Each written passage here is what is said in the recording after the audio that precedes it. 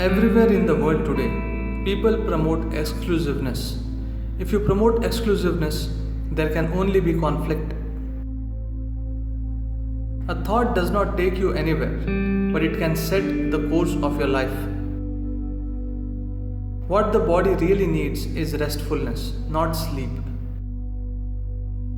When you have an important responsibility, you must have an inner strength that will not be changed or threatened by external situations. A devotee's perception is way better than that of a person who intellectually dissects, because devotion is a way of embracing the universe. Holi is another expression of the exuberance of this culture. This exuberance is possible only because of conscious shedding of the past. The simplest way to bring balance to your thoughts and emotions is unwavering commitments towards something. Rather than trying to fit a woman into a man's world, we must create a society where the masculine and feminine have an equal role to play. There is no this life, next life, there is only life.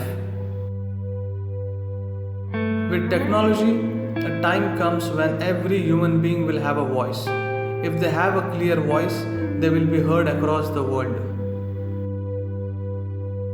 In action, we can be discriminatory. In perception, there is no need to be discriminatory. Heaven is attractive only to those who have made a hell out of themselves. Yoga is about living strong, not just eating vegetables, twisting yourself out, or closing your eyes. Once your life is conscious process, being blissful is natural, moving towards liberation is inevitable. Children only need inspiration, it's the teachers who need correction.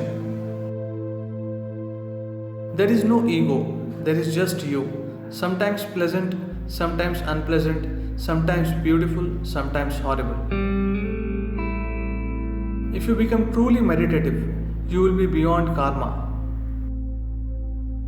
Only because there is darkness, there can be light. At the spring equinox, the masculine and feminine within us are at equilibrium, a good day to transcend the identification with the body. The moment you conclude, you cannot perceive. Most people only get angry where there are no big consequences. This is cunning. Society should not determine the nature of human consciousness. Human consciousness should determine the nature of the society.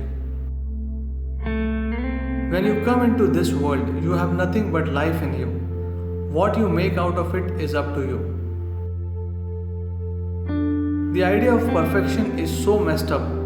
Have you ever seen a perfect human being? And where is the need to put everyone into the same mold? Nothing in life is a problem, everything is a possibility.